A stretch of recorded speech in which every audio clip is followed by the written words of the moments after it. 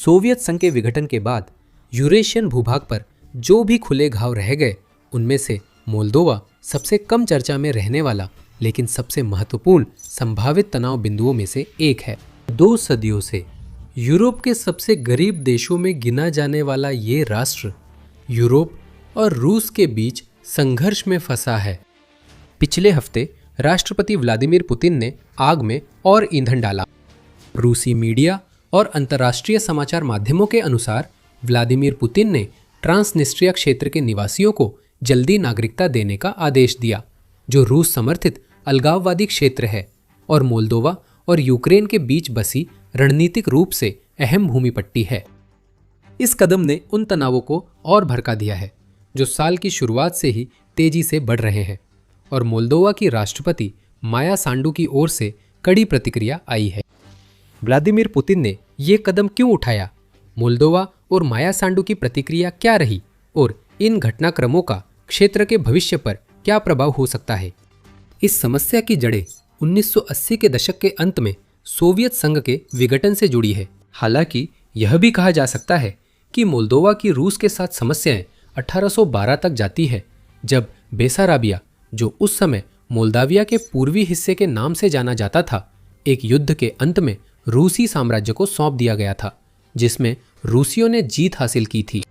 मुख्य रूप से मोल्दोवन लोग कभी भी रूसी शासन के तहत वास्तव में संतुष्ट नहीं हुए। ऐतिहासिक और सांस्कृतिक रूप से अधिकांश जातीय मोल्दोवन अपने पड़ोसी देश रोमानिया के अधिक करीब है। असल में मोल्दोवन और रोमानियाई भाषाओं में अंतर मुख्यतः सतही है। 1918 में रूसी क्रांति के बाद बेसराबिया ने मोल्दावियाई लोकतांत्रिक गणराज्य के रूप में स्वतंत्रता पाई और रोमानिया से जुड़ा, लेकिन यह संप्रभुता अल्पकालिक रही। द्वितीय विश्व युद्ध में सोवियत संघ ने इस क्षेत्र पर कब्जा कर मोल्दावियाई सोवियत समाजवादी गणराज्य बनाई। 1989 में सोवियत संघ के पतन के साथ ही मोल्दोवन लोगों ने स्वतंत्रता की ओर कदम बढ़ाए और यहीं से वर्तमान समस्याएं शुरू हुईं। डिनिस्टर नदी के बाएं किनारे पर स्थित लगभग 1600 वर्ग मील के ट्रांसनिस्ट्रिया ने मोल्दोवन राष्ट्रवाद का विरोध किया। हालात तब और भी गर्म हो गए जब मोल्दोवन लोगों ने एक कानून पारित किया जिसमें मोल्दोवन को आधिकारिक भाषा घोषित किया गया और सिरिलिक लिपि को हटाकर लैटिन लिपि को अपनाया गया।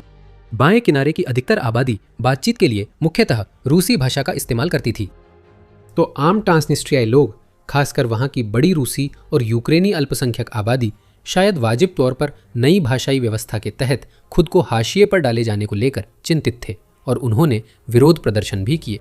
सोवियत शासन में ट्रांसनिस्ट्रिया मोल्दोवा का औद्योगिक केंद्र बना और वहां का अभिजात वर्ग और भी राजनीतिक रूप से शक्तिशाली हुआ। जैसे जैसे सत्ता पश्चिम की ओर स्थानांतरित हो रही थी, वे आने वाले खतरे को साफ देख सकते थे। 1990 में मोल्दोवा की संप्रभुता घोषणा के बाद ट्रांसनिस्ट्रियनों ने खुद को डिनिस्टर मोल्दोवन स्वायत्त गणराज्य घोषित किया। एक छोटा गृहयुद्ध छिड़ गया जो सोवियत 14वीं सेना की भागीदारी से और जटिल हो गया, जो ट्रांसनिस्ट्रिया में तैनात थी। मोल्दोवन सरकार ने आदेश दिया कि सभी पूर्व सोवियत सैनिक और उपकरण मोल्दोवन रक्षा बलों को दिए जाए, लेकिन 14वीं सेना ने अनदेखा किया। बाद में राष्ट्रपति बोरिस येल्सिन ने सेनाओं को रूसी संघ के अधीन कर दिया। इसके बाद 14वीं सेना अलगाववादियों के साथ हो गई, जिसने मोल्दोवन बलों को कई हारें दी और अलग हुए क्षेत्र की क्षेत्रीय अखंडता सुनिश्चित की। जुलाई 1992 में शांति समझौते पर हस्ताक्षर हुए और संघर्ष सुलझाने की बातचीत शुरू हुई। दुर्भाग्यवश 34 साल बाद भी हम स्थायी समाधान से उतने ही दूर हैं जितना पहले थे। दोनों पक्षों की लगातार बदलती सरकारों के तहत स्थायी शांति और आपसी सहमति वाले क्षेत्रीय समझौतों तक पहुंचने के लिए कई प्रयास किए गए हैं, लेकिन अंततः कोई भी सफल नहीं हो पाया। दोनों पक्ष असफलताओं के लिए एक दूसरे को दोषी मानते हैं, लेकिन ट्रांसनिस्ट्रिया अब भी रूस के भारी प्रभुत्व में है। जनसांख्यिकीय रूप से यह क्षेत्र लगभग बराबर हिस्सों में जातीय, रूसी, यूक्रेनी और मोल्दोवन लोगों में बटा हुआ है। साथ ही कुछ गागाउज और बुल्गारियाई लोग भी यहाँ रहते हैं। रूसी, मोल्दोवन और यूक्रेनी यहाँ की आधिकारिक भाषाएं हैं जो विविधता दिखाती हैं। रूसी भाषा सरकार, शिक्षा और रोजमर्रा की जिंदगी में मुख्य रूप से इस्तेमाल होती है। और भी महत्वपूर्ण बात यह है कि ट्रांसनिस्ट्रिया में रूसी बलों के ऑपरेशनल ग्रुप यानी OGRF के 1500 सैनिक स्थायी रूप से तैनात हैं। पहले इन सैनिकों को हर 6 महीने में बदला जाता था, लेकिन 2022 से मोल्दोवा और यूक्रेन ने रूसी सैनिकों की अदला बदली रोक दी है। ज्यादातर सैनिक कोबाजना गांव के निष्क्रिय किए जा चुके सोवियत गोला बारूद डिपो में तैनात हैं। यूक्रेन सीमा से थोड़ी दूर स्थित ये पूर्वी यूरोप का सबसे बड़ा हथियार भंडार है, जिसमें 22,000 टन सैन्य उपकरण रूसी सैनिकों की सुरक्षा में हैं। ये विशाल हथियार भंडार मोल्दोवा और यूक्रेन दोनों के लिए खुला घाव है। ट्रांसनिस्ट्रिया और रूसी अधिकारियों को ही पता है वहाँ क्या है या उसकी हालत क्या है। इसमें से बहुत कुछ निसंदेह अपनी मियाद से बहुत आगे निकल चुका है, क्योंकि यह वहाँ 35 से 75 सालों से पड़ा हुआ है। और यूक्रेन में जो कुछ हो रहा है वह हालात को बेहतर नहीं बना रहा है। जबरदस्त विनाशकारी युद्ध कुछ ही मील दूर चल रहा है। ऐसे में अधिकारी डिपो पर किसी गलती से हुए हमले के परिणामों से डरते हैं। वहां जमा भारी मात्रा में संदिग्ध गोला बारूद के कारण मोल्दोवा की विज्ञान अकादमी ने 2015 में निष्कर्ष निकाला कि कोबास्ना में विस्फोट हिरोशिमा नागासाकी परमाणु बमों के बराबर होगा। रूसी, यूक्रेनी और मोल्दोवन को डर है कि वहां रखा इस्तेमाल योग्य गोला बारूद और उपकरण युद्ध में झोंके जा सकते हैं, जिससे मोल्दोवा भी संघर्ष में आ सकता है। यह एक कठिन समस्या है जिसे हल करना मुश्किल है, क्योंकि सभी संबंधित पक्ष अलग अलग दिशाओं में खींच रहे हैं। मोल्दोवन चाहते हैं कि हथियार और सैनिक हटे, पर यूक्रेन युद्ध के चलते यह संभव नहीं। ट्रांसनिस्ट्रियन अधिकारी इन्हें सुरक्षा गारंटी के रूप में रखना चाहते हैं ताकि मोल्दोवा की जबरन पुनः एकीकरण कोशिशों से बचाव हो सके। यूक्रेनी पूरी संभावना है उन सैनिकों को मार गिराना और उनका साजो सामान कब्जे में लेना चाहेंगे। रूसियों ने इस स्थिति का अपने फायदे के लिए अक्सर इस्तेमाल किया है, जैसा कि रूसी नेतृत्व अक्सर करता है। अब मोल्दोवा की स्वतंत्रता के बाद के अधिकांश समय में ट्रांसनिस्ट्रिया मुद्दे को लगभग अनदेखा ही कर दिया गया। मोल्दोवा की सरकारें रूस समर्थक या धन कुबेरों के नियंत्रण में रहीं और दोनों के पास इसे हमेशा के लिए खत्म करने का कारण नहीं था। लेकिन सब निर्णायक रूप से तब बदला जब माया सांडू ने 2020 में पद संभाला। सांडू बिल्कुल भी रूस समर्थक नहीं है। वह पश्चिम समर्थक और भ्रष्टाचार विरोधी एजेंडे के साथ सत्ता में आई और यूरोपीय संघ और संभवतः नाटो में शामिल होने की दिशा में सक्रिय हैं। मोल्दोवा ने 2014 में यूरोपीय संघ के साथ एसोसिएशन समझौते पर हस्ताक्षर किए, लेकिन सांडू के नेतृत्व में सदस्यता प्रयास तेज हुए हैं। मार्च 2022 में मोल्दोवा ने यूरोपीय संघ की सदस्यता के लिए आवेदन किया और 3 महीने बाद उम्मीदवार बन गया। अगले साल जून में मोल्दोवा ने यूरोपीय मुक्त व्यापार संघ के साथ एक व्यापक मुक्त व्यापार समझौते पर हस्ताक्षर किए और उसी साल दिसंबर में औपचारिक सदस्यता वार्ताएं शुरू हुईं। 2024 में मोल्दोवा के यूरोपीय संघ में शामिल होने पर जनमत संग्रह हुआ। रूसी या रूस समर्थित पार्टियों समेत बाहरी हस्तक्षेप और आपराधिक समूहों द्वारा वोट हेरफेर के आरोपों के बीच सिर्फ 50.17% लोगों ने हाँ में वोट दिया। जनता की मंजूरी के बाद यूरोपीय संघ की शर्तें पूरी करने के लिए काम तेज है, लेकिन ट्रांसनिस्ट्रिया अब भी बड़ी बाधाओं में से एक है। हमने यह कहानी जॉर्जिया और यूक्रेन में देखी थी। अब रूस मोल्दोवा के यूरोपीय संघ में शामिल होने को रोकने या कम से कम अनिश्चित काल तक टालने के लिए वही रणनीति अपना रहा है। यह रणनीति ऐसे काम करती है। 1993 के बाद के कोपेनहेगन मानदंडों के अनुसार मोल्दोवा को दिखाना होगा कि उसके पास स्थिर लोकतंत्र, कार्यशील बाजार अर्थव्यवस्था और पूरे क्षेत्र में यूरोपीय संघ के कानून लागू करने और उनका पालन सुनिश्चित करने की क्षमता है। सभी पूर्व सोवियत राज्यों की तरह इसे भी एक स्पष्ट रूप से गैर बाजार आधारित अर्थव्यवस्था विरासत में मिली थी, जो भ्रष्टाचार में डूबी हुई थी। और इन राज्यों में से अधिकांश की तरह ओलिगार्कों ने कम्युनिस्टों द्वारा छोड़े गए खाली स्थान को भर दिया, जिससे भ्रष्टाचार, असमानता और कानूनहीनता और भी गहरी और व्यापक हो गई।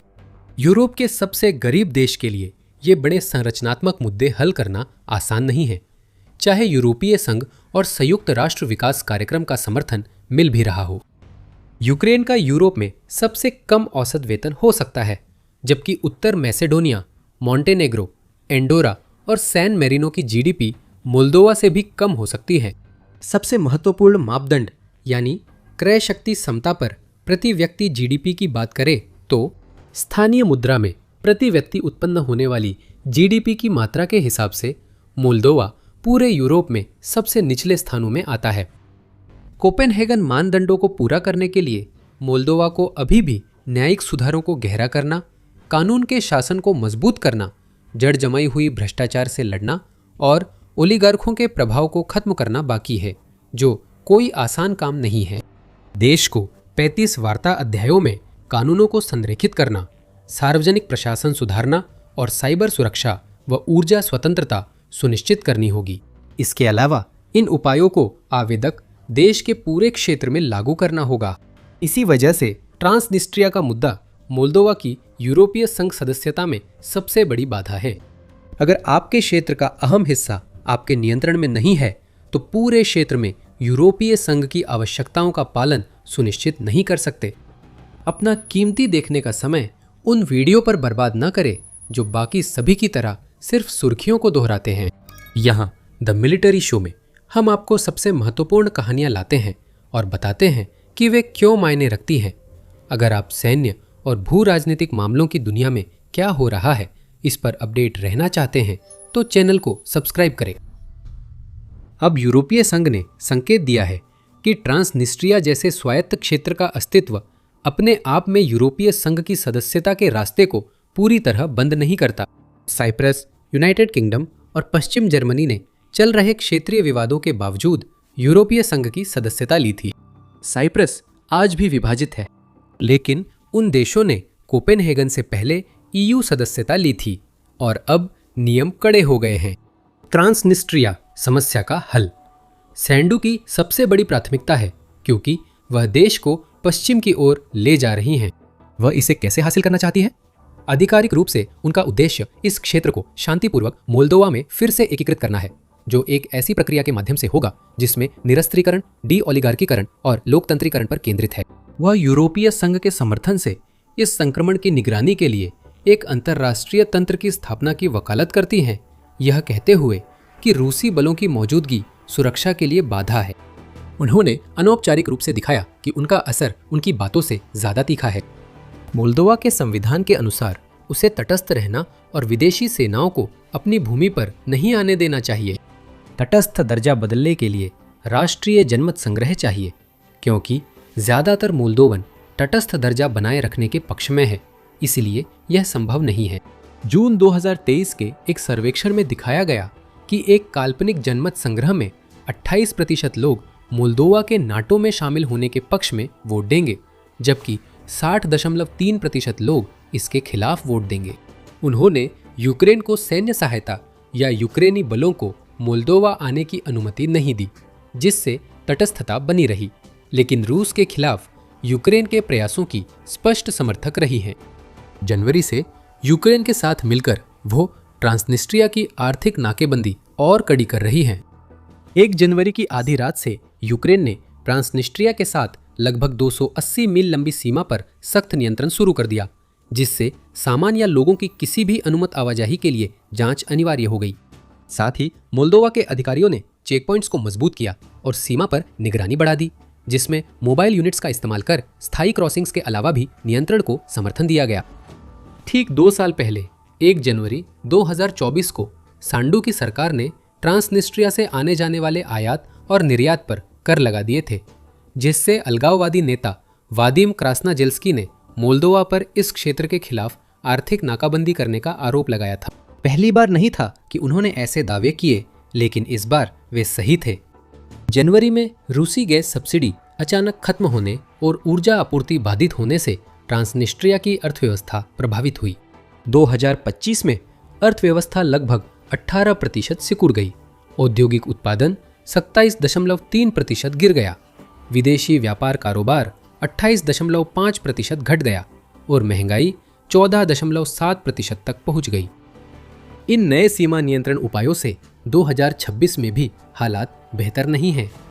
यूक्रेन और मोल्दोवा की समन्वित नाकेबंदी ने ट्रांसनिस्ट्रिया को ऐसे ग्रे जोन से, जिसे रूस चुपचाप संभाल सकता था, ऐसे नियंत्रित क्षेत्र में बदल दिया है जहां बाहरी समर्थन अब साफ दिखाई देता है और उसे आसानी से रोका जा सकता है। कई सालों तक रूस का ट्रांसनिस्ट्रिया को समर्थन अनौपचारिक व्यापार, सहयोगी व्यवसायों और ढीली कस्टम जांच के जरिए मिलता रहा, जिससे मोल्दोवा का नियंत्रण नहीं हो सका। मार्ग बंद कर मोल्दोवा और यूक्रेन ने रूस की मौजूदगी को बनाए रखना कठिन बना दिया है और यूरोपीय संघ के साथ एकीकरण के खिलाफ दबाव के औजार के रूप में उसे कहीं कम असरदार कर दिया है। इस कदम से व्लादिमीर पुतिन नाराज हुए और उन्होंने प्रतिक्रिया में दांव बढ़ा दिया। सबसे पहले उन्होंने विदेशों में रूसी सेनाओं को कानूनी रूप से तैनात करना अपने लिए आसान बना दिया।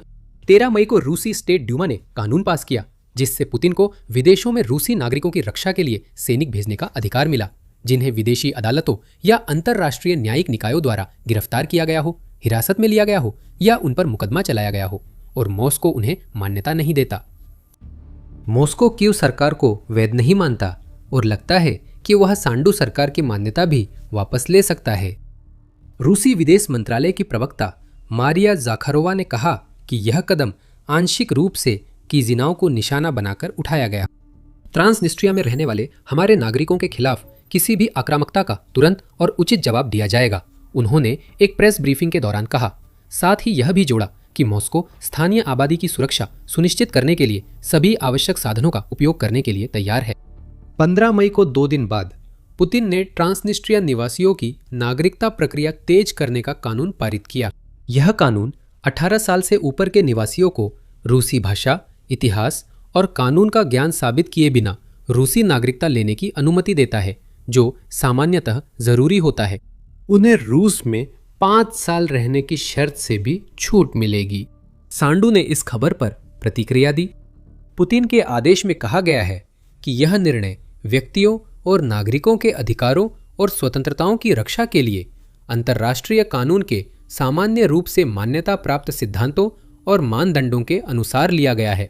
सांडू इसे पूरी तरह से खारिज करती हैं। उनका कहना है कि क्रेमलिन यूक्रेन पर रूस के पूर्ण पैमाने के आक्रमण में अपनी सेना मजबूत करने के लिए स्थानीय आबादी की छिपी लामबंदी करने की कोशिश कर रहा है। उनका दावा है कि मॉस्को पासपोर्ट नीति से चिसिनाउ पर दबाव डाल रहा है, क्योंकि मोल्दोवा पुनः एकीकरण की योजनाएं बना रहा है। वह आत्मविश्वास से कहती है कि ट्रांसनिस्ट्रिया के अधिकतर लोग मोल्दोवन बनना और यूरोपीय संघ में शामिल होना चाहते हैं, इसलिए यह काम नहीं करेगा। RFIDW को दिए इंटरव्यू में उन्होंने कहा, जिन्हें रूसी नागरिकता चाहिए थी शायद वे पहले ही ले चुके हैं। अब लोग क्यों लेना चाहेंगे समझ नहीं आता। कई लोग जिनके पास मोल्दोवन पासपोर्ट नहीं था, अब उन्होंने ले लिया है। लोग यूरोपीय संघ के नागरिक बनना चाहते हैं, रूसी नहीं। उन्होंने कुछ दिन पहले एस्टोनिया के टालिन में एक सुरक्षा सम्मेलन में कहा था कि यूक्रेन में युद्ध शुरू होने के बाद क्षेत्र के अधिकांश लोगों ने अपनी मोल्दोवन नागरिकता ले ली, क्योंकि उन्हें मोल्दोवा गणराज्य की नागरिकता लेना ज्यादा सुरक्षित लगा, न कि रूस की नागरिकता। क्या तथ्य उनके बयान का समर्थन करते हैं? मोल्दोवा और ट्रांसनिस्ट्रिया दोनों दोहरी नागरिकता की अनुमति देते हैं। ट्रांसनिस्ट्रिया अपना खुद का पासपोर्ट जारी करता है, लेकिन अबखाजिया और दक्षिण ओसेटिया को छोड़कर, जो जॉर्जिया के 2 अन्य मान्यता न प्राप्त अलगाववादी क्षेत्र हैं, कोई भी इसे मान्यता नहीं देता, यहां तक कि रूस भी नहीं। तो ट्रांसनिस्ट्रिया के लोगों के लिए जो अपनी सीमाओं से बाहर यात्रा करना चाहते हैं, दोहरी नागरिकता अनिवार्य है। 2015 की जनगणना के अनुसार इस क्षेत्र में लगभग 4,75,000 लोग रहते हैं, जिनमें से कम 3,58,000 के पास मोल्दोवा की नागरिकता है। करीब 2,20,000 लोगों के पास रूसी और 1 लाख के पास यूक्रेनी नागरिकता है। साधारण गणित से दिखता है कि कई लोगों के पास 2 या उससे ज्यादा पासपोर्ट है। लेफ्ट बैंक के लोग मोल्दोवन पासपोर्ट के लिए ज्यादा आवेदन कर रहे हैं, और सांडू का यह कहना लगभग निश्चित रूप से सही है कि यूरोपीय संघ की सदस्यता का आकर्षण इसमें एक बड़ा कारण है। 2025 में 2000 से ज्यादा लोगों ने मोल्दोवन पासपोर्ट के लिए आवेदन किया, जो 2024 से 50% ज्यादा है। लेकिन अगर थोड़ा और पीछे देखें तो 2022 और 2023 के बीच सरकार ने बताया कि 38,040 पासपोर्ट जारी किए गए थे, जो हाल ही में एक महत्वपूर्ण गिरावट का संकेत देता है। आधिकारिक आंकड़े यह भी बताते हैं कि मोल्दोवन नागरिकता प्राप्त करने वाले अधिकांश लोगों ने यह नागरिकता यूक्रेन में युद्ध शुरू होने से पहले प्राप्त की थी, बाद में नहीं। हालांकि 2022 और 2023 में आवेदनों में तेजी आई थी, लेकिन 3,30,538 निवासी, जो कुल का 90% से अधिक है, 2020 के अंत तक ही मोल्दोवन पासपोर्ट प्राप्त कर चुके थे। ईमानदारी से कहूं तो फास्ट ट्रैक नागरिकता प्रक्रिया से चिंताजनक वृद्धि के बावजूद पूरे मामले में कुछ प्रहसन जैसा पहलू भी है। रोमानिया लंबे समय से साझा इतिहास और वंश के आधार पर मोल्दोवा के लोगों को त्वरित नागरिकता देता रहा है। यह फैसला रूस के ट्रांसनिस्ट्रियनों के लिए बने कानून जैसा है, भले ही मंशा अलग हो। रोमानियाई कानून के अनुच्छेद 11 के अनुसार वे मोल्दोवा वासी जो रोमानियाई या बेसराबिया के नागरिकों से अपना वंश साबित कर सकते हैं, खासकर जिनके पूर्वज 1940 से पहले उस क्षेत्र में रहते थे, उन्हें सरलीकृत रोमानियाई नागरिकता मिल सकती है। ये प्रक्रिया 2-3 साल लेती है और कई आवेदकों को निवास भाषा की छूट मिलती है। ये सफल आवेदकों की बड़ी जीत है। वंश प्रमाण न होने पर मोल्दोवन आवेदकों को रोमानिया में 8 साल रहना, रोमानियाई भाषा व संस्कृति की परीक्षा पास करनी और अन्य शर्तें पूरी करनी होंगी। यह नीति मोल्दोवन नागरिकों को EU नागरिकता लेकर पूरे EU में वीज़ा फ्री यात्रा, काम और निवास की अनुमति देती है, जैसे रूसी नागरिकता ट्रांसनिस्ट्रियनों को रूस में अवसर देती है। आश्चर्य की बात नहीं है कि 2024 तक सैकड़ों हजारों मोल्दोवन नागरिकों ने, जो कुल आबादी का 1/3 से भी अधिक है, इस तरह से रोमानियाई पासपोर्ट प्राप्त कर लिए थे, जिसमें सांडू खुद भी शामिल है। वास्तव में सांडू कहती है कि अगर उनके देश में इस मुद्दे पर जनमत संग्रह कराया जाए तो वह मोल्दोवा के रोमानिया के साथ पुनः एकीकरण के पक्ष में वोट देंगी। जैसा कि हमने पहले बताया, मोल्दोवा ने 1 सदी पहले ही रोमानिया के साथ एकीकरण का विकल्प चुन लिया था।